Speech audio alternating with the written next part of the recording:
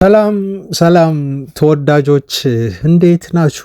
ማንሾ ነው ሁሉ ሰላም ነው። ትላንት በጣም እንደው የቁጭት የሚመስል ቪዲዮ ነው የሰራሁት። የትላንት መረጃ ላይ በጣም ብዙ የዩናይትድ ደጋፊዎች አስተያየት ሰጥታችኋል። የራሳችሁን ሀሳባችሁን፣ ስጋታችሁን ስለ ክለቡ አጠቃላይ እንቅስቃሴ ክረምቱን በተመለከተ ነው ሀሳባችሁን ያሰፈራችሁትና ቶተንሃሞች እንደው ይግረማቸው ውስጥ የዩናይትድ ደጋፊዎች ብለው ይመስላል። ደግሞ በማቲያስ ፈርናንዴዝ ዝውውር ደንግጠን ሳናበቃ ሌላ ጨምረውልናል እና ምን ያህል ሲሪየስ እንደሆኑ ነው የተመለከት ነው። እና አንድ ደጋፊ እንደውም በፌስቡክ ገጽ ላይ በህይወቴ በቶተንሃም እቀናለሁ ብዬ አላሰብኩም ሲል ፖስተ እና እንደው አገላለጹ በጣም የሚገርም ነው። እውነት ነው። በዚህ ሰዓት የዩናይትድ ደጋፊ ሆኖ በቶተንሃም የማይቀና የለም።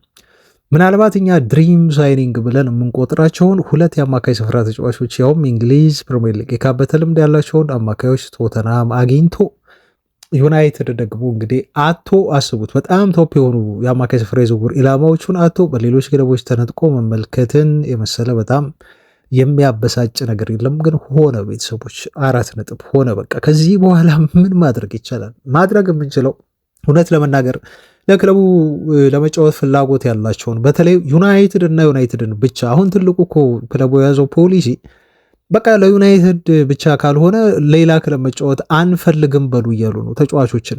በቃ ሌላ ክለብ መሄድ አልፈልግም፣ ዩናይትድ ብቻ ነው መጫወት የምፈልገው የሚል አቋም ይኑራችሁ። ይሄ አቋም ካላችሁ ለእኛ ጥሩ ነው፣ ገንዘብ እናስቀንሳለን። ምክንያቱም ሻጭ ከኛ ጋር ለመደራደር ብቻ ይገደዳል። ስለዚህ እኛ በጥሩ ዋጋ እናመጣችኋለን የሚል ፖሊሲ ነው የያዙት። በቃ ይሄ ደግሞ በቃ የግግምና ፖሊሲ ነው የምለው። አንድን ተጫዋች በቃ ለዩናይትድ ብቻ ነው የምጫወተው ብለህ ተናገር፣ ይሄን አቋምህን ግለጽ ተብሎ ይሄ አቋም ከሌለህ ግን አናመጣህም እንዴት ይባላል? ቤተሰቦቻችን ተጫዋቾች እኮ እንደው በብዙ ነገር እኮ ያደጉ ናቸው። በብዙ ችግር እኮ እዚህ ደረጃ ላይ የደረሱ ተጫዋቾች ናቸው። አሁን የዩናይትድን ማሊያ ለብሶ መጫወት የማይፈልግ ተጫዋች ያለ አይመስለኝም። የትኛውም ተጫዋች ነው ብላችሁ የትኛውም እንደው የሚያስቀዳድሙት ነገር ሊኖር ይችላል። ለምሳሌ ማድሪድ፣ ባርሴሎና፣ ዩናይትድ ቢመጡ አንዳቸውን ሊያስቀድም ይችላል፣ ወይ ባርሳ ማድሪድ ወይ ዩናይትድ። የትኛውም ተጫዋች የዩናይትድን ማሊያ ለብሶ መጫወት ይፈልጋል። በገንዘብ ስትመጡ ግን ያ ገንዘብ ብዙ የቤተሰቦቻቸውን ሕይወት የሚቀይር ገንዘብ ነው እና ለዩናይትድ ማሊያ ለብሶ የመጫወት ፍላጎት ሌላ ነገር ነው። ገንዘብ ደግሞ ጥሩ ገንዘብ ምናልባት በእጥፍ ብልጫ ያለው ገንዘብ ማግኘት ደግሞ ሌላ ጉዳይ ነው። ስለዚህ አንዳንድ ጊዜ ህልማችሁን ሳይሆን ችግራችሁን ትከተላላችሁ። አይ ቲንክ ምን ለማለት እንደፈለኩ የሚገባቸው ይመስለኛል። ይህን ገንዘብ ቶተንሃም እየሰጣቸው ያለውን ገንዘብ አያገኙትም። ከእግር ኳስ ካቆሙ በኋላ የሚያገኙት ገንዘብ አይደለም። ዩናይትድ ቤት ውስጥ ደግሞ ምናልባት ፍቅር፣ የመጫወት ጓደኝነት ሊኖር ይችላል። አሁን ማቲያስ ፈርናንዴዝ ቢመጣ ግን ደግሞ ገንዘቡን ዩናይትድ ቤት አያገኘው ልጁ። ስለዚህ እነኚህ ተጫዋቾች ሄዱ። አሁን ዩናይትድ ትኩረት ማድረግ ያለበት ምን ላይ ነው የሚለው ላይ ብቻ ነው እኛም ትኩረት ማድረግ ያለብን። ስለዚህ ዛሬ በተረጋጋ መንፈስ እና በተረጋጋ መልኩ ዩናይትድ እየተመለከታቸው ያሉ ዜናዎች፣ አማካዮች አሉ። እነሱን ዜናዎች እነግራችኋለሁ። ጥያቄ ሁሉ እስከ ማቅረብ ደርሷል። ለአንዱ አማካይ ማነው፣ ሌሎቹስ ማናቸው የተያዙ ሊስት ውስጥ የሚለውን ዛሬ በደንብ ሰፋ ያለ እና የተብራራ መረጃ ነው ይዤላቸው የመጣሁት። ከዛ ውጪ ስለ ዓለም ዋንጫው ትንሽ ነገር እንላለን። ድራማዊ የሆኑ ክስተቶች ስለነበሩ እነሱ እናያለን። የአማድንም እንዲሁ የዓለም ዋንጫን እንቅስቃሴና ብቃት በተመለከተም ጠቀስ አድርገን ስለምናልፍ የማርከስ ራሽፎርድንም ጉዳይ ማየት ይኖርብናል። ራሽፎርድ አሁን ወደ ዩናይትድ ሊመለስ ከጫፍ የደረሰ ተጫዋች ሆኗል እና የራሽፎርድ መምጣት ጥቅሙ ምንድን ነው? ችግሩስ ምንድን ነው? ሁለት ነገር ነው ይዞብን የሚመጣው። ስጋቱንም እገልጽላችኋለሁ፣ ከእንደገና ደግሞ ትሩፋቱንም የዚህ ልጅ መመለስ እንዲሁ እመለከተዋለሁ ከዜናው ጋር እያያያዝኩኝ። ቤተሰቦች እንደተለመደው በተለመደ ፍቅራችሁ ከጎኔ ሁኑ፣ ከቻናላችን ጎን ሁኑ። ቤተሰቦቻችን ደግፉን፣ ላይክ አድርጉልን፣ ሼር አድርጉልን፣ ሰብስክራይብ አድርጉ ያላደረጋችሁ። ምክንያቱም ይሄ ቤታችሁ ነው። ማንቸስተር ዩናይትድ ኢትዮጵያ ነው። አብራችሁን ቆዩ። የዓለም ዋንጫው አስደናቂ የሆኑ ጨዋታዎች አሁንም እንግዲህ መደረጋቸውን ቀጥለዋል። አንዳንድ ጨዋታዎች በጣም ግርምትን ይፈጥራሉ።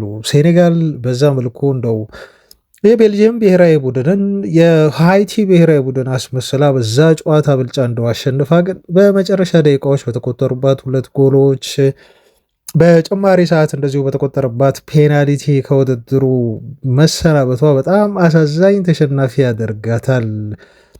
ሴኔጋሎች የመጨረሻ ደቂቃውን በትዕግስት ማለፍ ተስኗቸው፣ በጥንቃቄ ማለፍ ተስኗቸው ቤልጂየሞች ባስቆጠሯት አንድ ጎል እንዲሁ ተነቃቅተው ወዲያው ከ4 ደቂቃ በኋላ ተጨማሪ ጎል ደግሞ ወደ ጭማሪ ሰዓት ሲሄዱ ደግሞ እንግዲህ ሴኔጋሎች ከቤልጅየም የስነ ልቦና የበላይነት ተወስዶባቸው ጨዋታው ላይ በማገገማቸው ተሸንፈው በዛ መልኩ የወጡበት የትላንቱ ምሽት ክስተት በጣም የሚያስቆጭ ነው። በተለይ ለብዙ አፍሪካውያን ሴኔጋሎች በጣም ጥሩ መጫወታቸውን ተከትሎ ከውድድሩ መሰናበት የለባቸውም የሚል እምነት ነበረ። ግን እግር ኳስ ነው፣ ያው ይሄ ነገር ተፈጥሯል። አፍሪካውያን አሁን ቀስ እያሉ ከውድድሩ እየተሰናበቱ ይመስላል በሂደት። በእርግጥ ወደፊት የምንጠብቃቸው ክለቦች ቡድኖች አሉ እና አልጄሪያ፣ ግብፅም ይጫወታሉ። ከዛ ውጭ ጋናም እንዲሁ ትገኛለች። ኬፕ ቨርዴም ብትሆን ውድድሩ ላይ አለች። ግን ብዛት አሁን አፍሪካውያን በጊዜ ሂደት ከውድድሩ እየተሰናበቱ እንደሆነ መመልከት ይችለናል። ግን በጣም ትልቋ እንደው ሁላችንም በትልቁ የምንጠብቃት ሀገር ሞሮኮ ቀጣይ ጨዋታዋን ከካናዳ ታደርጋለች። ቤልጅየም ደግሞ ቀጣይ ተጋጣሚዋ የምትሆነው አሜሪካ ነች ማለት ነው። ሞሮኮ አይ ቲንክ ካናዳን የማሸነፍ ብቃት ያለው ቡድን ይመስለኛል። በእግር ኳስ የሚፈጠረው ነገር ባይታወቅም ሞሮኮ እስከ ቀጣይ ዙር ድረስ የመሄድ ድል እንዳላት በግሌ እንዲሁ ይሰማኛል። ለማንኛውም የዓለም ዋንጫ ጨዋታዎች መደረጋቸውን ቀጥለዋል። ትላንት ግን እንደው የዩናይትድ ተጫዋቾች የተሳተፉበትና ብዙዎቻቸው እንደው የእንግሊዝ ብሔራዊ ቡድን የቅርብ ሰው ወይ የቅርብ ዘመዳችን ነው ሁሉ ይመስለን። ምክንያቱም እንግሊዝ ፕሪሚየር ሊግ የምንደግፋቸው ክለቦች በርካቶቹ የሚጫወቱበት ሊግ ነው። እንዲሁም እንግሊዛዊ የሆኑ ተጫዋቾች በክለቦቻችን ስላሉ የእንግሊዝ ብሔራዊ ቡድንን ጨዋታ መመልከታችን አይቀርም። በዩናይትድ በኩል ለምሳሌ ማርከስ ራሽፎርድ አለ፣ ኮቢ ሜኑ አለ። እየተጫወተ ባይሆንም ግን አጠቃላይ እንግሊዝ የምንደግፋት እንደ ሁለተኛ ሀገር የምንቆጥራትና እንደው ቢሳካለት ብለን የምንመኛት አይነት ሀገር ነች። ትላንት ግን ተቸግራ ተመለከትን። ኮንጎ በቀላሉ አልነበረም እጅ የሰጠችው። ለረዥም ደቂቃ ጊዜ ድረስ 1-0 እንዲሁ ሲመሩ ቆዩ። ግን ሃሪኬን እንደው ምን አይነት አጥቂ ነው! ቤተሰቦቻችን በዚህ እድሜ እንደዚህ አንድ ቡድንን ተሸክሞ መውጣት ይቻላል ወይ ብላችሁ እስክታስቡ ድረስ በተለይ ሁለተኛዋን ጎል ያስቆጠረበት መንገድ በጣም በጣም እንደው የሚያስገርም ነው እና ሃሪኬን ሜዳ ላይ ያለው መሪነት ቡድኑ በሚፈልገው ሰዓት ሁሉ አለሁ ብሎ ያንን የመሳሰሉ በጣም ወርቅ የሆኑ 2 ጎሎችን አስቆጥሮ እንግሊዝን ብቻውን ተሸክሞ ማለት ይቻላል። በእርግጥ እግር ኳስ የቡድን ስራ ነው። በጣም ጥሩ የተጫወቱ ተጫዋቾች አሉ። በትላንቱ የእንግሊዝ ብሔራዊ ቡድን እንቅስቃሴ ላይ ከቤንች ተነስተው ተጽዕኖ መፍጠር የቻሉ ውጤት መቀየር የቻሉ ተጫዋቾች እንዲሁም ቤስት ሆነው በጣም ሲለፉ የነበሩ ተጫዋቾች ቢኖሩም ግን ሃሪኬን ገዳይ የሆነቿን ጎል አቻነቷን ጎል እንዲሁም የማሸነፊያውን ጎል በማስቆጠር በጣም አስደናቂ የቁርጥ ቀልሽ መሆኑን ትላንት ለእንግሊዝ ያሳየበት ቀን ሆኖ አልፏል ማለት ነው እና እንግሊዝ ቀጣይ የምትገጥመው ደግሞ ሜክሲኮን መሆኑ ነው በጣም ትንሽ ግርም የሚፈጥረው። ሜክሲኮ ታውቃላችሁ የማራካኛ ስቴዲየም ማራዶና ሃንድ ኦፍ ጋድ ብሎ የሚጠራት በእጁ ነክቶ እንግሊዝ ላይ ጎል ያስቆጠረባት ስቴዲየም ነች። ስቴዲየሙ ይዘቱን ሳይለቅ በራሱ ስቴዲየም ቤተሰቦቻችን ግን ከፍተኛ የሆነ እድሳት ተደርጎለት ዘመናዊነትን ተላብሶ ነው አሁን የሚጫወቱት ሜክሲኮና እንግሊዝ ማለት ነው እና አርጀንቲና እዚህ ሜዳ ላይ በማራዶና አማካኝነት እንግሊዝን ጉድ ሰርታታለች። ሜክሲኮ ደግሞ እዚህ ስቴዲየም ላይ አንድ ስታት ስንመለከት ነበር። በነገራቸው ላይ ያለፉት ያደረጉትን 85 ጨዋታዎች በሜዳቸው አሁን በነገርኳቸው እንግሊዝና ሜክሲኮ የሚጫወቱበት ሜዳ ያደረጓቸውን 85 ጨዋታዎች ተከታታይ ስታት ተመልክቼ 2 ብቻ ነው የተሸነፉት። በጣም የሚያስገርሙ ሜክሲኮ በጣም ምርጥ ብቃት ላይ ያለ ቡድን ነው። በእርግጥ በዚህ ቶርናመንት እንኳን ሜዳው በታሪክ ለሜክሲኮ ብሔራዊ ቡድን በጣም የተመቸው ኦፍኮርስ የብሔራዊ ቡድናቸው መጫወቻ ሜዳ ነው። ግን ደግሞ ከ85 የሜዳ ላይ ጨዋታቸው እዛ ካደረጉት አንድም እንግዲህ ቤተሰቦቻችን የተሸነፉት 2 ጨዋታ ነው ተብሎ ሲናገር ስትሰሙ በጣም የሚያስገርም ስታት መሆኑን ትረዳላችሁ። ይሄ ምን ያህል እንግሊዝ ከባድ ፈተና እንደሚገጥማት ነው። በቀጣይ ከሚያደርጉት የሜክሲኮ ጨዋታ የምንረዳው። ለማንኛውም ግን በትላንቱ ጨዋታ ላይ ቶማስ ቱኸል በማርከስ ራሽፎርድ ላይ እምነት ጥለው አሰልፈውት ነበረ። ስለ ራሽፎርድ በነገራችሁ ላይ ዜና ስላለን ስለዚህ ተጫዋች እናወራለን። ትላንት አላወራንበትም። ግን ማርከስ ራሽፎርድ ቤስት ሆኖ ሲሰለፍ ደግሞ ትላንት ተቀዛቅዞ ትንሽ ታይቷል። በዛም ይመስላል ከ60 ደቂቃ በኋላ ቶማስ ቱኸል እሱን ቀይረው ከዚህ በፊት ቤስት ሲያደርጉት የነበረውን ጎርደንን መጠቀም የፈለጉት እና እሱ ተቀይሮ ከገባ በኋላ ደግሞ ጨዋታን መቀየር ችለዋል። አንዳንድ ተጫዋቾች ከቤንች ሲነሱ በእልህ ስለሚጫወቱ ነው መሰለኝ በጣም ውጤታማ ይሆናሉ። ከቤንች አስነስታችሁ ውጤታማ መሆናቸውን ተመልከታችሁ ደግሞ ቤስት ስላድርጓቸው ስትሉ ቤስት ሆኖ ሲሰለፉ ደግሞ ውጤታማ አይሆኑም እና የሁለቱ ተጫዋቾች ጉዳይ ያንን ነው ያስታወሰኝ፣ የራሽፎርድ እና የጎርደንን ጉዳይ ማለት ነው። በቀጣይ ጨዋታ ግን ጎርደን የቋሚነት ቦታው መልሶ ሊረከብ እንደሚችል መገመት ትችላላችሁ። ትላንት 2 አሲስት ነው ያደረገው። ተቀይሮ ከገባ በኋላ ጨዋታውን መቀየር ችሏል።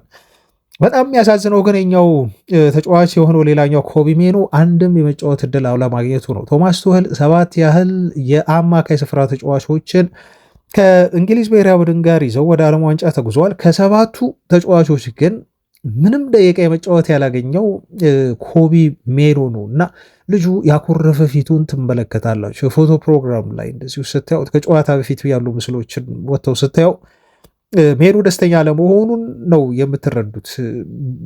ባይሆን ነው የሚገርመው፣ ባይሆን ነው ቤተሰቦቻችን። አሁን ይሄ ልጅ ቢያንስ ቶማስ ቱኸል እንግዲህ እሱ ላይ ምን ሀሳብ እንዳለው አላውቅም። በእርግጥ የግል ችግር ይኖርበታል ብዬ አላስብም። ልክ እንደ አሞሪም አይነት እርምጃ እየወሰደበት ግን ይመስላል። ግን ታክቲካዊ የሆነ ምክንያት ሊኖረው እንደሚችል ማመን እንዲሁ ይሻላል እንጂ ለሜኑ ግን ይሄ አይገባውም። እውነት ለመናገር ቤተሰቦቻችን ቱኸል እንደው የጭማሪ ደቂቃም ላይ እኮ ቀይሮ አንድ ላይ ያስገባው ልጁ በዓለም ዋንጫ ላይ ሀገሬን ወክዬ ተጫወትኩ ብሎ እንደው ለልጆቹ ወደፊት ለቤተሰቡ የሚያሳየው ፎቶ እንኳን ቪዲዮ ሊኖረው ይገባል። ኮቢ ሜኑ አሁን ምንም ደቂቃ ሳይጫወት ተጫዋቹ ቢመለስ አስቡት፣ ተጫዋቹ ምን ያህል ሜንታሊ ቶርች እንደሚሆን ማለት ነው። እና የኮቢ ሜኑ እድል አለማግኘት ብዙ ብዙ ብዙ የእግር ኳስ ቤተሰቦችን እያስገረመ ነው የሚገኘው። ቶማስ ቱኸል እድል ሊሰጡት አልፈለጉም። አጠቃላይ እንደ እንግሊዝ ብሔራዊ ቡድን በጣት የሚቆጠሩ በጣም ጥቂት ተጫዋቾች ናቸው እስካሁን የመጫወት እድል ያላገኙ ማለት ነው። ግብ ጠባቂዎችን ጨምሮ ኮቢ ሜኑ አንዱ በሆኑ በጣም ያስገረመ ሆኗል ለማለት ነው። ቤተሰቦቻችን ቶማስ ቱኸል በጣም ጠንከር ያለ ውሳኔ ወስነው ልጁን ደቂቃ ሳይሰጡት ቆይተዋል። ለማንኛውም ይሄ ዓለም ዋንጫ መካሄዱን ይቀጥላል። ዛሬ ስፔን ትጫወታለች። ሌሊት ደግሞ ሰዓቱ አያመችም እንጂ የፖርቱጋል ብሔራዊ ቡድንም እንዲሁ ጨዋታ ያደርጋል። እንግዲህ አንዳንድ ትዝብቶችን በዚህ መልኩ እያነሳን እንቀጥላለን ማለት ነው። ወደ ሌሎች መረጃዎቻችን እንለፍ። ከዓለም ዋንጫው ወጣ እንበልና ግን ደግሞ ትንሽ ማያያዝ ያለብን ነገር አለ። የአማድን ጉዳይ ለማንሳት ፈልጌ ነው ቤተሰቦች። አማድ ምን አይነት አስደናቂ የሆነ የዓለም ዋንጫን እያሳለፈ ነው የሚገኘው። አይ ቲንክ እኔ በዚህ ቶርናመንት ላይ ኦፍኮርስ በጣም ጥሩ ጥሩ ጎሎች ተቆጥረዋል። ግን አማድ ዲያሎ ኖርዌይ ላይ ያስቆጠራት ጎል እንደው ምንድን ነው እጅን በአፍ የምታስጭን የምታስገርም ጎል ነበር ያስቆጠረው እና በጣም የኮትዲቯርን ብሔራዊ ቡድን ወደ ጨዋታ የመለሰች እና ምናልባት ወደ ቀጣይ ዙር ላይ ያሳልፋት የሚችል ደግሞ እጅግ በጣም ግሩም የሆነ ቅጣት ምት ተጫዋቹ እንደዚሁ መቶ በግብ ጠባቂው ወጥቶበታል። በጣም የሚያስደንቅ ቅጣት ምት ነበር አማድ የመታው። ትላንት ስላላወራንበት ነው በዚህ ጉዳይ እንጂ ዛሬ ዜና ስለያዘን እና እሱም የተናገረው ነገር ስላለ በዛው እግረ መንገድ ላንሰው በሚል ነው እና አማድ በጣም አሳዛኝ ነው። እንደ አይቬሪ ኮስት ልፋቱ ተጫዋቹ ለአይቬሪ ኮስት እንደነበረው ብቃት ቀጣይ ዙር መጫወት መቻል ነበረባቸው። ግን ምንጊዜም ቢሆን እግር ኳስ ትላንት ሴኔጋልን እንደተመለከታችሁት የትኛው ጥሩ ተጫወተ የሚለውን ሳይሆን የምታየው የትኛው በትክክለኛው ሰዓትና ሞመንት ጥሩ ነገር ፈጸመ እና እግር ኳስ የሞመንት ስፖርት ነው። በደቂቃዎች ውስጥ ነገሮች በሙሉ ይቀያየራሉ። በዛ ምክንያት ነው አይቬሪ ኮስት ተሸንፋ ከውድድር ወጣችው እንጂ ለኖርዌይ ብሔራዊ ቡድን አንሳ አልነበረም። ሴኔጋልም እንዲሁ ለቤልጅየም ብሔራዊ ቡድን ብትበዛ እንጂ አንሳ አይደለም ከውድድሩ የተሰናበተችው። ይሄ አንዱ የእግር ኳስ አካል ነው። ለማንኛውም ግን አማድ በብሔራዊ ቡድን በጣም በጣም ጥሩ እንቅስቃሴ አድርጓል። ተጫዋቹ ይሄን ፎርሙን ግን ለማንቸስተር ዩናይትድ ይደግመዋሉ የሚለው ነው በርካታ የዩናይትድ ደጋፊዎች ሊያዩት የሚፈልጉት። በተለይ ተጫዋቹ ሲዝኑ ሊጠናቀቅ አካባቢ ጥሩ ፎርም ላይ አልነበረም። በብሔራዊ ቡድን ደረጃ ግን መልሶ ፎርሙን አግኝቷል። ይህን ፎርሙን በቀጣይ ሲዝን ለዩናይትድ የሚደግም ከሆነ አማድ ዩናይትድ ከልጁ በጣም ከፍተኛ የሆነ ጠቀሜታ ያገኛል የሚል እምነት አለኝ። ምንድን ነው ያለው መሰላችሁ? ፎርሜን መልሼ ያገኘሁ ይመስለኛል አለ አማድ።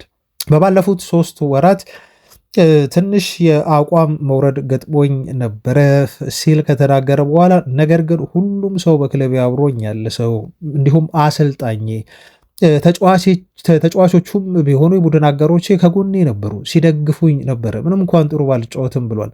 አሁን በጣም ደስተኛ ነኝ ወደ ቀድሞ አቋሜ በመመለሴ። በቀጣይ ሲዝን የቻልኩትን በሙሉ ሜዳ ላይ እስከቆየሁ ድረስ ለዩናይትድ አደርጋለሁ በሚል ነው ተጫዋቹ ስለ አለበት ወቅታዊ አቋም እና ስለ ቀጣይ ሲዝን የዩናይትድ ቆይታው እና ሁኔታው በዚህ መልኩ አስተያየት የሰጠው ለማለት ነው። ለማንኛውም አማድ አሞሪም ከዩናይትድ ሊነጥቀው ይህን ተጫዋች ወደ ኤሲ ሚላን ላይ ያስፈርመው በከፍተኛ ደረጃ ጥረት አድርጎ ነበር። ነገር ግን ይህን ጥያቄ ብሎክ በማድረግ ማይክል ካሪክ ቀዳሚው ሰው ሆኗል። በፍጹም ብሏል፣ አማድን አልለቀውም። እንደውም የቀጣይ ሲዝን የቡድኔ ቁልፉ ተጫዋች አማድ ነው፣ ቡድኑ ያለሱ ቀጣይ ሲዝን አይሆንለትም፣ ስለዚህ አማድ የትም አይሄድም፣ በዩናይትድ ቤት ይቆያል በሚል ማይክል ካሪክ ተጫዋቹ በዩናይትድ ቤት እንዲቆይ ማድረጉ ነው የተገለጸው። ወደ ማርከስ ራሽፎርድ መረጃ እንለፍ። ማርከስ ራሽፎርድ በጣም የሚያስገርም መረጃ እንዲሁ ይህን ተጫዋች የተመለከተ ሰማን። በዩናይትድ ቤት ሊቀጥል ነው ተባለ። ብዙዎች ይሄን አላሰብንም፣ አልጠበቅንም። ምክንያቱም ተጫዋቹ ከዩናይትድ ጋር የተለያየበት መንገድ እንዲመለስ ያደርገዋል የሚል እምነት የለንም ነበር። በድጋሚ ምናልባት ማርከስ ራሽፎርድ ዩናይትድን ማሊያ ለብሶ ሲጫወት የምናይበት ጊዜ የቀረበ ይመስላል ቤተሰቦቻችን። ምክንያቱም ወኪሉና ክለቡ ተገናኝተው ተጫዋቹ ስለሚመለስበት ሁኔታ እንደተነጋገሩና ተጫዋቹ በይሁንታ እንደተቀበለው ነው የተነገረው። ለማንቸስተር ዩናይትድ መልሶ መጫወት ይፈልጋል፣ ምንም ጥያቄ የለውም። ራሽፎርድ ግን ደግሞ ከዩናይትድ የተሰናበተበትን ሁኔታና የተሰናበተበትን መንገድ በእርግጥ ሁላችንም አንረሳም። በምን ያህል ልዩነት፣ በምን ያህል የኤቲክስ የስነ ምግባር ብልሽት ከዩናይትድ እንደወጣ ሁላችንም እናውቃለን። አሁን ያንን ያስተካክላል ወይ? ተጫዋቹ ዝግጁ ነው ወይ? እንደው መጀመሪያ እግር ኳስን ከዩናይትድ ጋር ሲጀምር ነው ቡድን ሲጫወትበት በነበረው ፍላጎትና አለህ ለዩናይትድ ለመጫወት ተጫዋቹ ዝግጁ ነው ወይ የሚለው በርካታ ዩናይትድ ደጋፊዎች ላዩት የሚፈልጉት የሚጓጉት ነገር ሆኗል።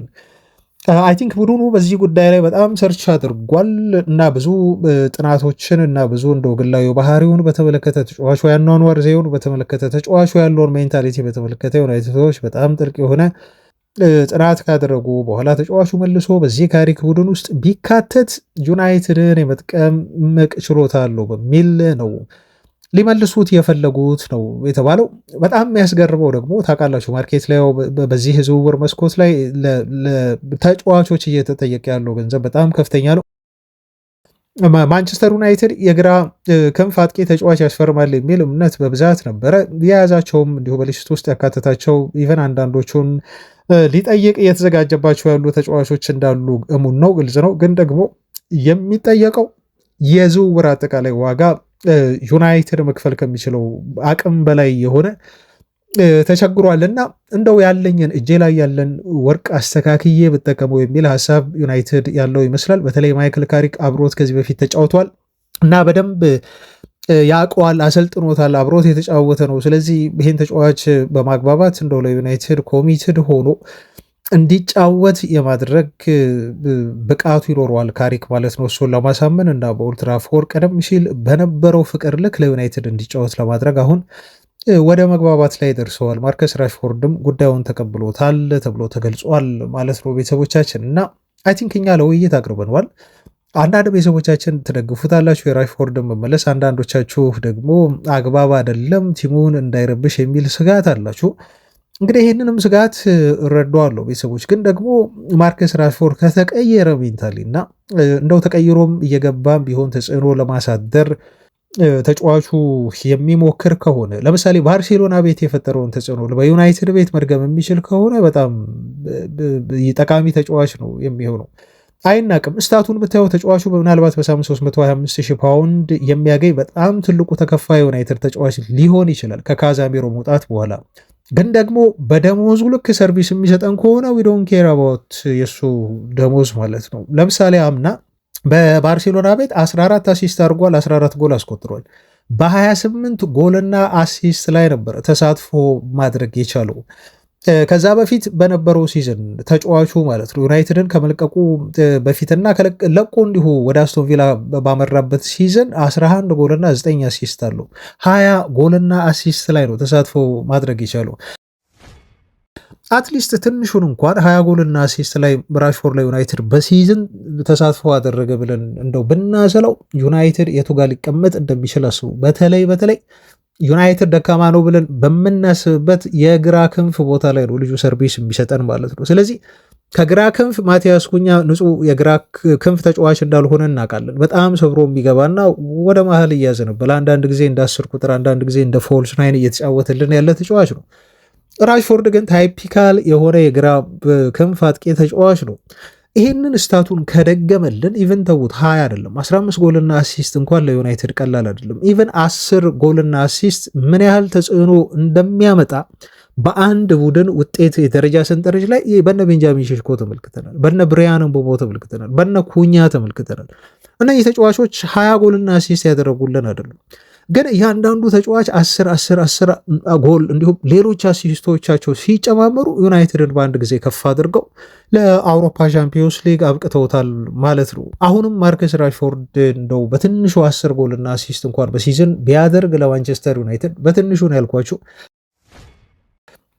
ዩናይትድን በከፍተኛ ደረጃ ሊጠቅም እንደሚችል እርግጠኛ መሆን ትችላለች። በዚህ ምክንያት የማርኬቱንም ሁኔታ ካየን እንደው ዩናይትድ ገንዘብ እንደ አሸዋ የሚያፈስና የሚያስፈርምበት ማርኬት አይደለም፣ ተመልክታችኋል። ስለዚህ የራሽፎርድን መመለስና ከብሩኖ ጋር አብሮ መቀላቀል አይ ቲንክ እኔ የምደግፈው ጉዳይ ነው። በተለይ በቦታው ተጫዋቾችን ስለማናገኝ ምናልባት ይሄን ስል ግን ዩናይትድ አያስፈርምም ማለት አይደለም። እንደውም ስካይ ስፖርት ሸመርቪልን ዝውውር ቀዳሚ አድርገው እየሰሩበት ነው ብሎ ስካይ ስፖርት ነግሮናል። ምክንያቱም ማርከስ ራሽፎርድ የሙሉ 90 ደቂቃ ተጫዋች አይደለም።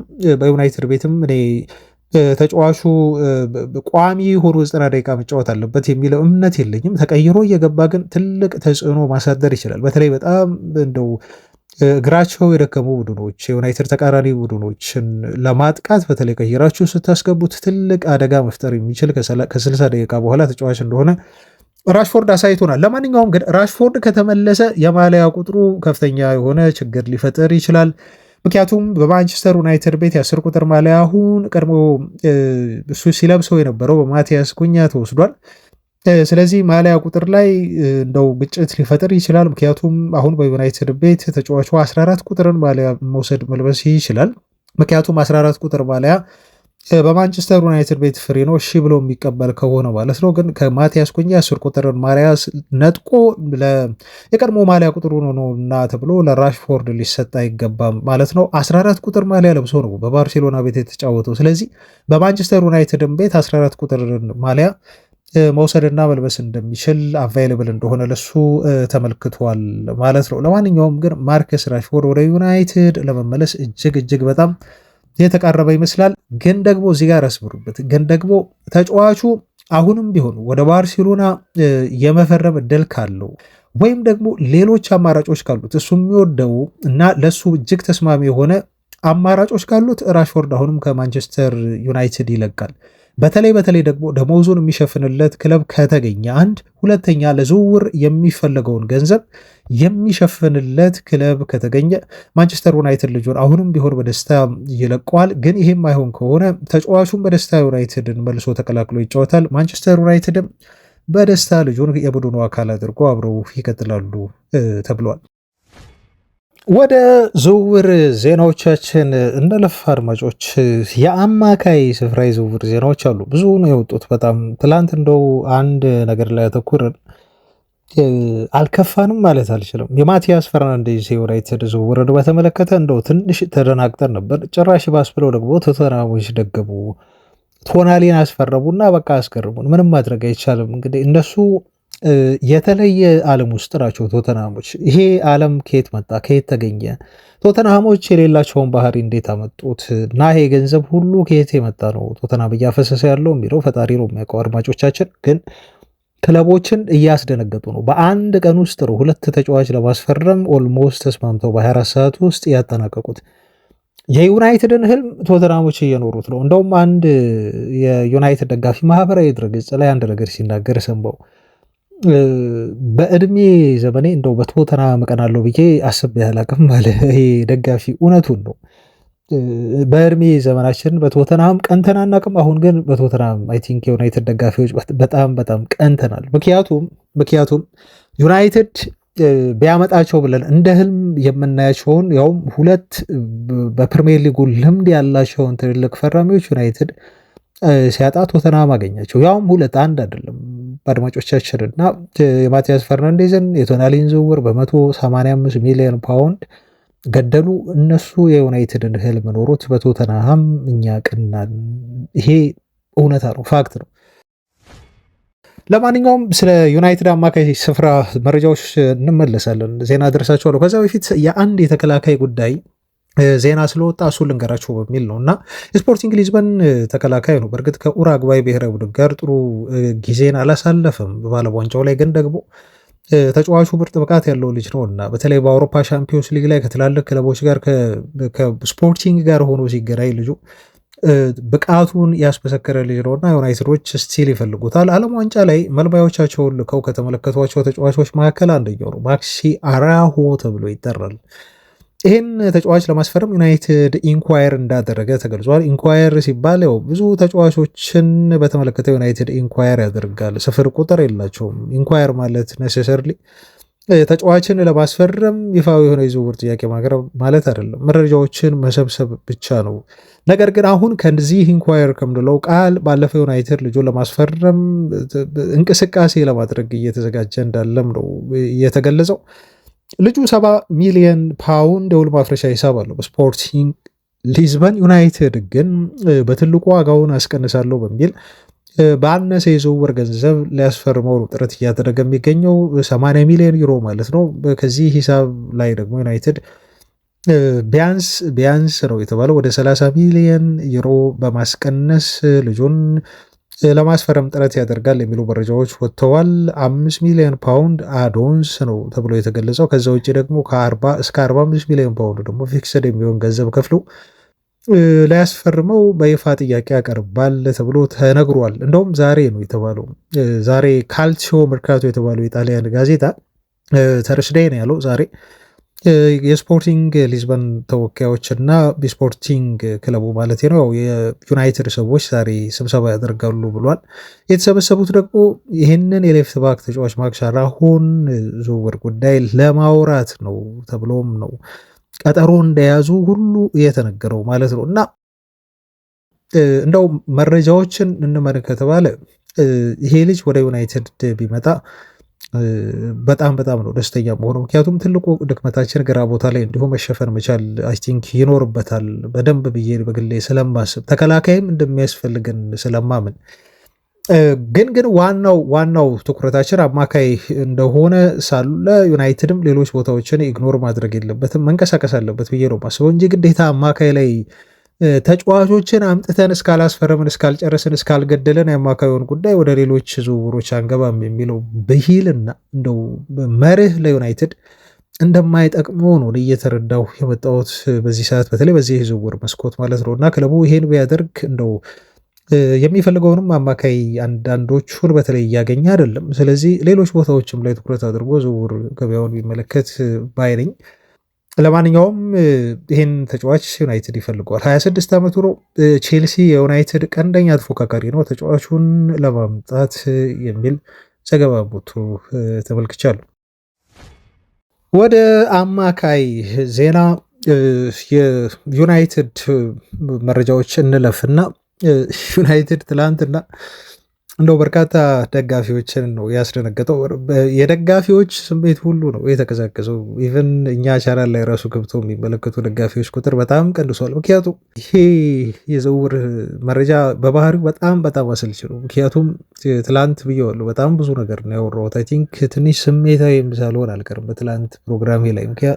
የጠበቅኩት ነገር ሊሆን እንደሚችል የሆነ ስጋቴን ሊሆን እንደሚችል ነው እንግዲህ ከዚህ በፊት ስናገር የነበረው ነገር እውነት እንደሆነ ያረጋግጡልን ማለት ነው። ሁለቱን ልጆች በማጣት በተለይ ቶናሊ ቀርበን እንደምናጣው አውቀናል። ግን ደግሞ ማቲያስ ፈርናንዴዝን እናጠዋለን ብዬ እኔ አልጠበቅኩም። የቻሉትን በሙሉ እንደሚያደርጉ ነበር ሳመን የነበረው። ምክንያቱም ኦልሬዲ ኢሌት አንደርሰንን ስላጣን ቶናሊንም እንግዲህ ወተናል ቀደም ብለን። ስለዚህ ይሄ ተጫዋች ያለው እንግሊዝ ልምድ ያለው በእንግሊዝ ሊግ በደንብ የተጫወተ ጥሩ ልምድ ያለው ተጫዋች ነው ብዬ ነው በግሌ የወሰድኩትና የቻሉትን ጥረት እንደሚያደርጉ በግሌ እምነት ነበረኝ፣ ይሄን ልጅ ለማስፈረም ማለት ነው። ግን አልሆነም። ልጁ ለዩናይትድ ኮሚትድ አልሆነም። ዩናይትድን ብቻ አላለም ልጁ። ዩናይትድን ብቻ አለማለቱ ደግሞ ቶተንሃምን እንዲሁ ጋብዞ ከቶተንሃም ጋር ተስማምቶ ወደዛ መሄዱ ተጫዋቹ ምን ያህል እንግዲህ ከዩናይትድ ይልቅ ገንዘብ እንደመረጠ በግልጽ የሚያመላክት ነው። ቅድሚያ ሰጥቶ ሊሆን ይችላል። ቅድሚያ አልሰጠም እያልኳቸው አይደለም። በትላንት መረጃ ላይም እንዲሁ ተናግሬዋለሁ። ጠብቋል። ዩናይትድ የቶተንሃምን ገንዘብ ማች እንዲያደርግ ከደሞዝ አንጻርም በሉት ወይ ከገንዘቡ አቅርቦት አንጻርም በሉት ግን ዩናይትድ 70 ሲደመር 15 ነው ያቀረበው። 85 ደርሻለሁኝ ለማለት ያህል ነው የሚመስለው። ደርሻለሁ 75 ለማለት ያህል እና በዛ መልኩ ይሄ ተጫዋች በተመለከተ ዩናይትድ እንደው አጣው ለማለት ነው። እና አሁን ትላንት ከዚህ ስሜት እየወጣን ነው አሁን የምንገኘው። ምክንያቱም ይሄን አክሰፕት ማድረግ አለብን። ዩሲ ያያችሁ ምን ያህል አግሬሲቭሊ ቶተንሃሞች እየሄዱ እንደሆነ የምትረዱት። ቶናሊንም ወዲያውን የገደሉት ስንት አወጡ ለቶናሊ ብላችሁ ካላችሁ ግን የተፉት 92.5 ሚሊዮን ፓውንድ ለቶናሊ ዝውውር። አዶንሶን ስትጨምሩ ደግሞ 100 ሚሊዮን ፓውንድ ገንዘብ ይሆናል ለቶናሊ የከፈሉት በአንድ ቀን በ24 ሰዓት ውስጥ። ታዲያ ለሁለት አማካዮች ዝውውር ብቻ ወደ 185 ሚሊዮን ፓውንድ ነው ወጪ ያደረጉት ቶተንሃሞች። ይሄን ከመንገድ አንጻር አየዋለሁ እኔ። ቤተሰቦቻችን ከአምቢሽን ጋር በቃ አማካይ ማምጣት አለብን ብሎ አሰቡ፣ አመጡ። በቃ አመጡ። ገንዘብ ማውጣት ነበረባቸው፣ አወጡ። አውቃለሁ 250 ሺህ በሳምንት ከፍለው ሊሆን ይችላል ለሁለቱ ተጫዋቾች ዝውውር ማለት ነው፣ ያውም ያለ አውሮፓ ሻምፒዮንስ ሊግ ተሳትፎ። ይሄ ገንዘብ በጣም ብዙ ነው፣ በጣም ብዙ ነው። ሳምንታዊ የደሞዝ ቢላቸው ላይ 500 ሺህ ፓውንድ ጨመሩ እንደማለት ነው። በጣም ትልቅ ገንዘብ ነው። በተለይ ለማቲያስ ፈርናንዴዝ 250 ሺህ ፓውንድ ደሞዝ መስጠት ገና ለ21 ዓመት ተጫዋች ታዳጊ ምን ያህል እንትናችሁ ሊያዛባ እንደሚችል መገመት ትችላላችሁ። የሚሰማቸው ቶተንሃሞች ፊልም ያደርጉት የዚህ ዝውውር ኪሳራ አሁን አይደለም፣ በነገራችሁ ላይ ወደፊት ነው። ግን ደግሞ ቁርጠኝነታቸው ያስገርማል። ወደፊት ችግር ያምጣባቸው ወይ ደግሞ ክለቡ የገንዘብ ጫና እንዲሁ ይፈጥርበት አይፈጥርበት ምናምን የሚለው ጉዳይ ዴይ ዶንት ኬር፣ አልተጨነቁም ማለት ነው። ወይ መፍትሄ ይኖራቸዋል ይሆናል ማለት ነው። እና በዩናይትድ መሄድ አግሬሲቭሊ ማስፈረም ያለበትን ሁለት ተጫዋቾችና ማምጣት ያለበትን ልጆች ግን እነሱ ወሰዷቸው።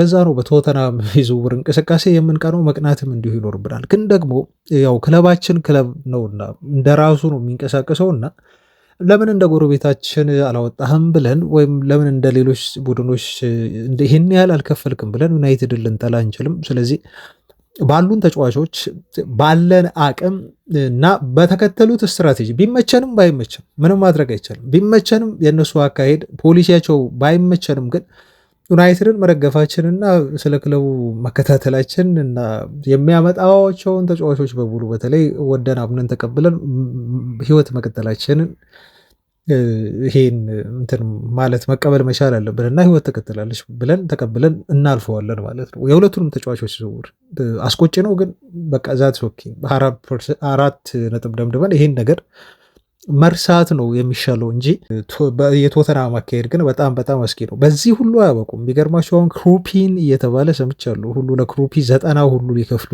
ነው የሚል ወሬ ማለት ነው። እና ቶተንሃሞች ብቻ ምንድን ነው የሚባለው በእናንተ ቋንቋ ይመቻቸው። አሁን ቀጣይ ሲዝን ተፎካካሪ ይሆናሉ አይሆኑም፣ እሱን አብረን የምናይ ነው የሚሆነው።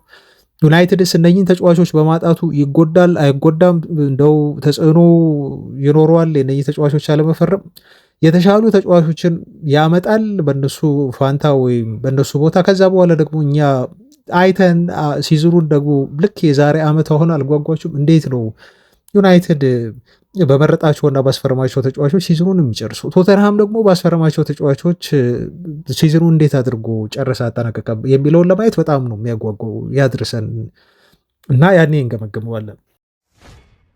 ለማንኛውም ማንቸስተር ዩናይትድ እነኝህን ተጫዋቾች ካጣ ዘንድ በቀጣይ ሲዝን የሚያስፈርማቸው ቀጣይ ሁለት ፈራሚዎች አማካዮች እነማን ሊሆኑ ይችላሉ የሚለው ዝርዝር እና አንዳንድ ሪፖርት ወጥቷል። ዛሬ እሱ ላይ ባተኩር ይሻለኛል እና 12 ያህል ተጫዋቾች ወጥተው ነበር። ካስታወሳችሁ ዘአትሌቲክ ጋዜጣ ይሄን ሪፖርት ሲያወጣ እዚህም ቻናል ላይ መረጃውን ሰጥቻለሁ።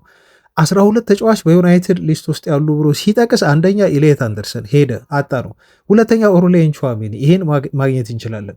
ሶስተኛ ካርሎስ ፓሌባ አለ፣ ይህም ፍሪ ነው አሁን አለ ማለት አቬለብል ነው። ማቲያስ ፈርናንዴዝን አራተኛ ብሎ ነበር የጠቀሰው ሄዷል ይሄ ልጅ። ኤደርሰንን አመጣን ማለት ነው። ከ12ቱ አንዱን አምጥተን አደም ዋርተን አሁንም ፓላስ ውስጥ ይገኛል። አሌክስ ስኮር በርማውዝ ውስጥ አለ። ታይለር አዳምስ በርማውዝ ውስጥ አለ። ጆዋው ጎሜዝ ወደ አትሌቲኮ ማድሪድ ሄዷል። ሳንድሮ ቶናሊ ወደ ኒውካስል ሄደ። ሼ ቻርልስ የተባለው ልጅ አይ ቲንክ ስለዚህ ልጅ መረጃ የለኝም በቅርቡ ቤተሰቦቻችን። ሃይድን ሃክኔ የተባለው ልጅ ግን ከሚድልስቦሮ ወደ ኤቨርተን አምርቷል ማለት ነው። እና ከነኚህ ከጠቀስናቸው ተጫዋቾች ኦልሞስት አምስቱ ተጫዋቾች ክለብ አግኝተው ወደ ተለያዩ ክለቦች አምርተዋል። በተለይ ዋና የዝውውር ኢላማ ብለን ከላይ ያስቀመጥናቸው ተጫዋቾች ዩናይትድን ጥሰው ዩናይትድም ጥሷቸው ወደ ሌሎች ክለቦችን ምርጫ አድርገው ከዩናይትድ ጋር እህልዋቸው ተቆራርጧል። 4-5 ተጫዋቾች ከዚህ ዝርዝር ውስጥ ተቀንሰዋል። አሁን ከቀሩት ተጫዋቾች በሊስቱ ውስጥ ዘአትሌቲክ ገልጾልን ከነበሩት 12 ተጫዋቾች እነማንን ነው ዩናይትድ የሚፈልገው ካላችሁ ይኸው አንድ ባንድ እንደው ልንገራችሁ። የመጀመሪያው በጣም ርካሽ አማራጭ ሊሆን ይችላል ተብሎ እየተጠበቀ የሚገኘው እና እንደው ዩናይትድ አማራጮቹን በጣም አስቸጋሪ ሆኖበት ማስፈረም የማይችልበት ፖይንት ላይ ከደረሰ ለምሳሌ ቹዋሜኒ በሉት ወይ ንሜቻን በሉት እነኚህ ተጫዋቾች ወይ አሌክስ ስኮትን ማያገኝ ከሆነ የ28 ዓመቱን የፉልሃም የአማካይ ስፍራ ተጫዋች ሳንደርበርግን ዩናይትድ ሊያመጣ ይችላል እና ሊስቱ ውስጥ ይዞታል ብሎናል ቤን ጃኮብስ። 28 ዓመቱ ነው።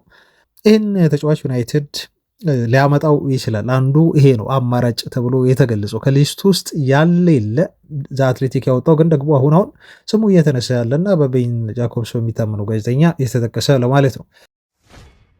ለአሌክስ ስኮት ደግሞ ትላንት በይፋ ኢንዲካሊያ እንደዘገበው ከሆነ የ59 ወይም የ60 ሚሊዮን ፓውንድ ሂሳብ የዝውውር ገንዘብ ዩናይትድ አቅርቦ በርነመዞች ወዲያው ነው ሪጀክት አደረጉት ተብሎ የተገለጸው። ዩናይትዶች በተሻለ የዝውውር ሂሳብ መልሰው ጥያቄ ያቀርባሉ ወይም መልሰው ወደ ድርድር ይመጣሉ ተብሎ ነው የተገለጸው። ይፋዊ የዝውውር ጥያቄ አይደለም። በእርግጥ ይሄ በቃል ደረጃ የቀረበ ገንዘብ ይመስላል፣ ግን ደግሞ በርነመዞች አቋማቸውን በጣም በግልጽ ነው ያስቀመጡት። ይሄ ተጫዋች አይሸጥም ብለው ተናግረዋል። ለሽያጭ የቀረበ ተጫዋች አይደለም፣ ግን ደግሞ 80 ሚሊዮን ፓውንድ ከቀረበልን እንደው ለመከልከል ይከብደናል እና ድርድሩን ልናደርግ እንችላለን፣ ልናወራ እንችላለን የሚል ሀሳብ አላቸው ነው የተባለው። በርነመዞች ከ80 ሚሊዮን ፓውንድ በታች መስማት ራሱ አይፈልጉም ነው ተብሎ የተነገረው። አሁን ዩናይትድ ቤት የገጠመን ችግር ታዲያ ይሄ እኮ ነው ቤተሰቦቻችን። ክለቦች 80 ይላሉ፣ 100 ይላሉ። ዩናይትድ በ30 ሚሊዮን ፓውንድ ቀንሶ ያቀርባል። አልገዛም እንደማለት እኮ ነው ይሄ ነገር። ክለቦች እንደማይቀንሱ እናቀር እንደ ድሮ አይደለም። የዝውውር መስኮት አሁን ክለቦች የሚያወጡት የዝውውር ተመን በቃ ይሄን አምጡና ውሰዱ ልጁን ያለበለዚያ ተውን አይነት ነገር እንጂ እንደው በ20 ሚሊዮን ፓውንድ አሳንሳችሁ ወይ በ15 ሚሊዮን ፓውንድ ኢቨን በ5 ሚሊዮን ፓውንድ አሳንሳችሁ እንግዛችሁ ብትሏቸው ወዲያውኑ ሪጀክት የሚያደርጉት ዌስትሃሞች ይሄን አድርገዋል፣ ኒውካስሎች ይሄን አድርገዋል፣ ክለቦች ፎረስቶች ይሄንን አድርገዋል። በቃ መስማት የሚፈልጉት ነገር 80ውን እንከፍላለን፣ ግን ከ80ው ወይ 70 እንስጣችሁ 15ቷን ቀስ እያለን ወይ በአዶን ስናደርጋት የሚል ከሆነ ምናልባት በር ሊከፍቱ ሊደረደሩ ይችላሉ። 80 ብለው ግን እናንተ 60 ስታቀርቡ ጭራሽ እልህ ነው የሚይዛቸው። በጣም ነው የሚናደዱት እውነት ለመናገር ቤተሰቦች እና በርንመዞች የዩናይትድን የትላንት 59 ሚሊዮን ፓውንድ የአሌክስ ስኮት ጥያቄ ውድቅ አደረጉ መባሉ ምንም አይገርመኝም። ካላናደዳቸው ነው እንደውም በጣም የሚገርመኝና ለዩናይትድ ይበልጥ ነገሩን ውስብስብ እንዳያደርጉ ያሰጋኛል። አሌክስ ስኮት በዩናይትድ በደንብ እንደሚፈለግ አይ ቲንክ የዩናይትድ ኢቨን የፕሪሚየር ሊግ ልምድ ስላለው ቀዳሚ የሆነ የዝውውር የአማካይ ስፍራ ኢላማ ይመስላል። በተለይ ደግሞ ማቲያስ ፈርናንዴዝ ወደ ዩናይትድ እንደማይመጣ ከተረጋገጠ በኋላ በርንመዞች ምናልባት አሁን ጨረታው ከፍ እያለ ሲመጣ አርሰናል ልጁን ይፈልገዋል በደንብ ተብሎ ተገልጿል እና ከዚህም በላይ የተጫዋቹን ገንዘብ እንዳያኑሩት ያሰጋል። ምክንያቱም ሌሎች ክለቦች ለዝውውር ምን ያህል ገንዘብ እየጠየቁ እንደሆነ እየተመለከቱ ነው። በርንመዞች ከዚህ በፊትም እነሱ ተጫዋቾችን በጥሩ ገንዘብ በመሸጥ ይታወቃሉ። ይህንንም ልጅ ለዩናይትድ አሊያም ደግሞ ለአርሰናል በቀላሉ ይሸጡታል ተብሎ አይጠበቅም። ግን ዩናይትድ ትኩረቱን አሌክስ ስኮት ላይ በተለይ እንግሊዝ ካሉ የአማካይ ስፍራ ተጫዋቾች አሌክስ ስኮት ላይ ያደረገ ይመስላል። ምክንያቱም ተጫዋቹ በ6 ቁጥር በ8 ቁጥር እና በ10 ቁጥር ቦታ መጫወት ይችላል። ትልቁ የዚህ ተጫዋች ፍላጎት እንዲኖር ያደረገው በአርሰናል ወይም በዩናይትድ እንዲፈለግ ያደረገው የ4-3-3 አጫወት ሲስተም ላይ በጣም ተስማሚ ነው። እንዲሁም ማይክል ካርክ በሚታወቅበት ያጫወት ሲስተም 4-2-3-1 ላይ በደንብ ፐርፎርም ማድረግ ይችላል። በፓይቬት ቱ ሁለት የአማካይ ሚድፊልድ ተጫዋቾች ተብሎ ነው የተነገረው። ሌላኛው በዩናይትድ ሊስት ውስጥ የተካተተው ፌሊክስ ንሜቻ ነው። ንሜቻ ለዩናይትድ ቅድሚያ መስጠቱ በጣም የሚያስደስት ዜና ነው። ቤተሰቦች ኒውካስል አጥብቆ ይፈልገውም በተለይ ቶናሊን ካጣ በኋላ ምትክ አድርጎ ሊያስፈርመው ይህን ተጫዋች ጥረት ቢያደርግም ግን ልጁ ከኒውካስል ዩናይትድ ይልቅ ለአንዳቸው የማንቸስተር ከተማ ክለቦች ፈርሞ መጫወት እንደሚፈልግ መግለጹ ለዩናይትድ እንደ በጎ ዜና ሊወሰድ ይችላል። ንሜቻ በተለይ ክሪስቶፈር ቪቨልን ታውቃላችሁ፣ ከጀርመን ብዙ ጊዜ ተጫዋቾችን በመበልመል እና እንደው ጀርመን ያሉ ተሰጦችን በማየት በማደን የሚታወቁ ሰው ናቸው። የዩናይትዱ ሰው ታዲያ ይህን ዝውውር በኃላፊነት ወስደው እየመሩት ይገኛሉ የሚል ሪፖርት ወጥቷል። ከዛ ውጭ ደግሞ ማንቸስተር ሲቲ አካዳሚ ሳለ ንሜቻን በጣም በቅርበት የሚያውቁት ጄሰን ዊልኮክስ ናቸው። በማንቸስተር ሲቲ ቤት በነበራቸው ኃላፊነት የአሁኑ የማንቸስተር ዩናይትድ ቴክኒካል ዳይሬክተር ከዚህ አማካይ ጋር ቀደም ሲል ትውውቅ አላቸው ተብሎ ተገልጿል። ስለዚህ ንሜቻን አሳምኖ ወደ ማንቸስተር ዩናይትድ እንዲመጣ ማድረግ ብዙም ችግር የለም ማለት ነው። አንደኛ ተጫዋቹ ወደ ዩናይትድ መምጣት ይፈልጋል፣ ቅድሚያ ይሰጣል ተብሏል። 25ኛ ዓመቱ ላይ ነው ልጁ አሁን የሚገኘው። በዓለም ዋንጫ ላይ ጥሩ ተንቀሳቅሷል። አሁን ከዓለም ዋንጫ ጋር በተያዘ ከጀርመን ብሔራዊ ቡድን ጋር መሰናበቱን ተከትሎ ዝውውሩ ላይ ትኩረት የሚያደርግ ይመስላል። ሜቻ ቦሩሲያ ዶርትመንዶች ልጁ ኮንትራቱን በቅርብ መፈረሙን ተከትሎ እንደው አንለቀውም እስከ 2030 ድረስ የሚያቆይ ኮንትራት አለው የሚል አቋም አላቸው። ከለቀቁትም ከፍተኛ ገንዘብ ይፈልጋሉ እስከ 120 ሚሊዮን ዩሮ ተብሎ ተገልጿል። ግን ማርኬት እንደሚያመላክተው ከሆነ የተጫዋቹ መሸጫ ዋጋ 60 ሚሊዮን ዩሮ ይሆናል የሚል እምነት አለ። ዶርትመንዶች ደግሞ ከመሸጫ ዋጋው እጥፍ ገንዘብ ነው እየፈለጉ የሚገኙት፣ ወደ 120 ሚሊዮን ዩሮ ሂሳብ ማለት ነው። ንሜቻ ወደ ዩናይትድ ይመጣል አይመጣም የሚለውን አብረን የምናይ ይሆናል። ለጊዜው ከወኪሎቹ ጋር ነው ከሱ ቅርብ ሰዎች ጋር ዩናይትዶች ኮንታክት እያደረጉ የሚገኙት እንጂ ዝውውሩን በተመለከተ ይፋዊ የሆነ እንቅስቃሴ እና ይፋዊ የሆነ ጥያቄ ለቦሩሲያ ዶርትመንድ አላቀረቡም። ስለዚህ የመጀመሪያው ስቴፕ ላይ ናቸው ተብሎ ተገልጿል። የዩናይትድ ተወካዮች ከተጫዋቹ ወኪሎች ጋር በተጫዋቹ ዝውውር ዙሪያ ወይም በግል ጉዳዮች ዙሪያ አጠቃላይ ከዶርትመንድ ልጁን ወደ ኦልድ ትራፎርድ ስለሚያመጡበት ጉዳይ መመካከራቸውን መነጋገራቸውን ነው ሪፖርቶች እየጠቆሙን የሚገኙት። ቤተሰቦች ፌሊክስ ንሜቻ አሁን በዩናይትድ የአማካይ ሊስት ውስጥ ወደ ላይ እየወጣ ያለና አቬሌብል የሆነ ዩናይትድ በተለይ በሚፈልገው የገበያ ዋጋ ሊያገኘው የሚችል ተጫዋች እንደሆነ ነው እየተገለጸ የሚገኘው። ምናልባት ዶርትመንዶች ልጁን እንደው ዩናይትድ 60 አቀርቦ ይሸጡላቸዋል ማለት አይደለም፣ ሊያስቸግሯቸው ይችላሉ። ቅድም እንደሰማችሁት 120 ነው የሚጠይቅበት። ዩናይትድ ጥሩ ተደራዳሪ መሆን መቻል አለበት ማለት ነው ከቦሩሲያ ዶርትመንድ ጋር። ይሄ ልጅ እንግዲህ በዩናይትድ አካሄድና ፖሊሲ ፋየር በሆነ ፕራይስ ለማምጣት ዩናይትድ ጥሩ መደራደርና ማሳመን ይጠበቅበታል ማለት ነው። ዶርትመንዶች ይለቁታል አይለቁትም ለዩናይትድ የሚለውን አብረን እንዳያለን። ግን ዘገባው እጅግ ከሚታመኑ የዜና ምንጮች የተገኘ ነው፣ ስፖርት ቢልድን ጨምሮ። ሌላው በዩናይትድ የሚፈለገው ተጫዋች እንደው ብዙዎች ወደ ዩናይትድ እንዲመጣ የሚፈልጉት ተጫዋች ኦሪላይን ቹዋሜኒ ነው። ቹዋሜኒን በተመለከተ በነገራችሁ ላይ እነ ብሩኖ ፈርናንዴዝ፣ ብራያን እምቡሞ እና ፓትሪክ ዶርጎ የመሳሰሉ ተጫዋቾች በኢንስታግራም የተጫዋቹን በጣም የቅርብ የሆነ ፖስት ላይክ በማድረግ እንደው ከተጫዋቹ ጋር ቅርብ ቁርኝት እንዳላቸው እያመላከቱን ነው። በእርግጥ በግል እነኚህ ተጫዋቾች ይቀራረቡ ወይ ይግባቡት የምናውቀው ነገር የለም። ግን ሪያክት ማድረጋቸው ምን ያህል የዩናይትድ ተጫዋቾች አሁን ዩናይትድ እንግዲህ በአማካይ ስፍራ ዝውውሮች ላይ አንዳንድ ተጫዋቾችን እያጣ መሆኑን ተከትሎ እንዲመጣ እንደፈለጉ የዩናይትድ ተጫዋቾች እንደ ማሳያ አድርጌ ነው የምወስደው ነው። ብሪያን ምቡሞ ከዚህ በፊት ወደ ዩናይትድ ሲመጣ ራሱ ቹዋሜኒ ላይክ አድርጓል ኢንስታግራም ፖስቱን ማለት ነው። አሁን ደግሞ ብሩኖ ፈርናንዴዝን፣ ብሪያን ምቡሞም ዶርጉም ተጨምሮ የኢንስታግራም ፖስቶቹን ላይክ ማድረጋቸው ምናልባት የሆነ ነገር ከጀርባ ይኖር ይሆን ወይ የሚለውን ጥርጣሬ ውስጥ እንድንገባ የሚያደርግ ነው። ብዙ ጊዜ ግን በዝውውር እኔ ከዚህ በፊትም ተናግሬያለሁ፣ ኢንስታግራም እና ማህበራዊ ድረገጽ ላይ አክቲቪቲ ማድረግ ከአንድ ክለብ ተጫዋቾች ጋር እንደው አመላካች ሊሆን ይችላል እንጂ ማረጋገጫ ሊሆን አይችልም ቤተሰቦቻችን። ስለዚህ ይሄን በዚህ መልኩ እዩት።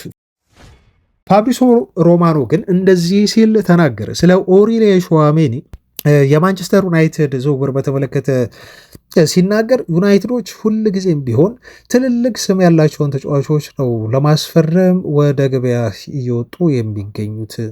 ዩናይትዶች ኦሪሊያን ቹዋሜኒን በጣም ይወዱታል። እሱም ቢሆን ወደ ዩናይትድ የመምጣት ችግር የለበትም። የዩናይትዶች ህልም ፈራሚ ነው ቹዋሜኒ። ነገር ግን ትልቁ ችግር አሁንም ቢሆን አለ ፋብሪሶ ከዚህ በፊት ተናግሮታል፣ የተጫዋቹ ደሞዝ ጉዳይ ግን አስቸጋሪ ነው እና በአጠቃላይ ለተጫዋቹ ዝውውር የሚወጣው ከፍተኛ የሆነው የዝውውር ገንዘብ ምናልባት እንቅፋት ሊሆን ይችላል። ይህን መፍታት ያስፈልጋል።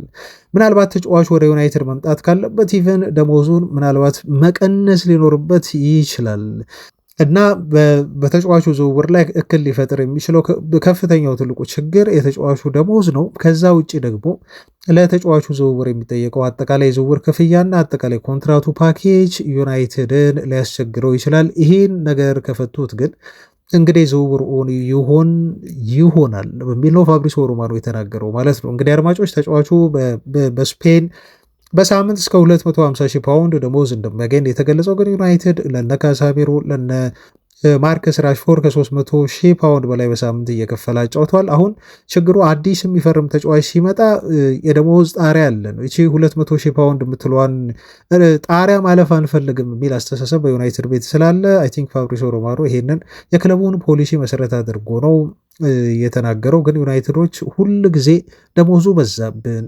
የምናዘዋውርበት የዝውውር ሂሳብ በዛብን ብለው ከስንት ዝውውሮች ወጥተው እንደው ሊሄዱ ነው የሚለው በጣም አሳሳቢ ነው የሚሆነው እና ክለቡ አንድ መፍታት ያለበት ትልቁ ነገር ደሞዝ በዛብን እና ገንዘብ በዛብን ተብሎ ሁሌም ከሁሉም ዝውውሮች አይወጣም። ይሄ እንደዚህ የሚሆኑ ከሆነ በሽታ ነው። ትላንት ብዙ ነገር ስለወራሁበት እንደው ዛሬ አልደገመው። ቤተሰቦቻችን ሁሉንም የዝውውር እንቅስቃሴዎችና ወሳኝ የሆኑ ቁልፍ ፈራሚዎቻችሁን ገንዘብ በዛብን፣ ደሞዝ በዛብን ብላችሁ ልቅ ብላችሁ በጓሮ በር የምትወጡ ከሆነ አይ ቲንክ ይሄ በጣም በጣም ከልክ ያለፈ መቋጠር ነው የሚባለው። ቲሙንም አይጠቅምም እና አንዳንድ ጊዜ ለየት ያሉ ስፔሻል የሆኑ ዝውውሮች ሲኖሩ ማውጣት ይሄ በጣም ብልጠት ነው የሚመስለኝ እና ማውጣትን ካለማውጣት ጋር ባላንስ እያደረጉ መሄድ አይ ቲንክ አስፈላጊ ይመስለኛል። ለማንኛውም ሀሳብ ካላችሁ አስተያየት ካላችሁ በዚህ ጉዳይ ላይ አካፍሉኝ አድማጮች። ብሩኖ ፈርናንዴዝ ከዚህ በፊት አንድ የተናገረው ነገር ትዝ አለኝ።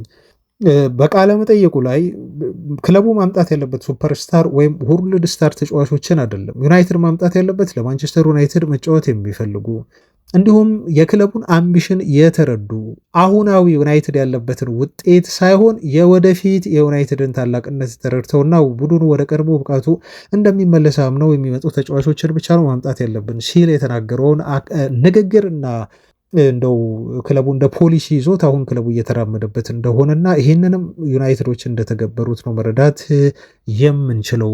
ቤተሰቦቻችን ይህን ይመስላል ለዛሬ ያዝንላችሁ መረጃ። አብራችሁን ስለነበራችሁ ስለተከታተላችሁን እጅግ ከልብ እናመሰግናለን። አድማጮች ነገ በተለያዩ አዳዲስ ጉዳዮች ደግሞ መልሰን የምናገኛችሁ ነው የሚሆነው። እስከዛ ሰላም ሁኑ ባይ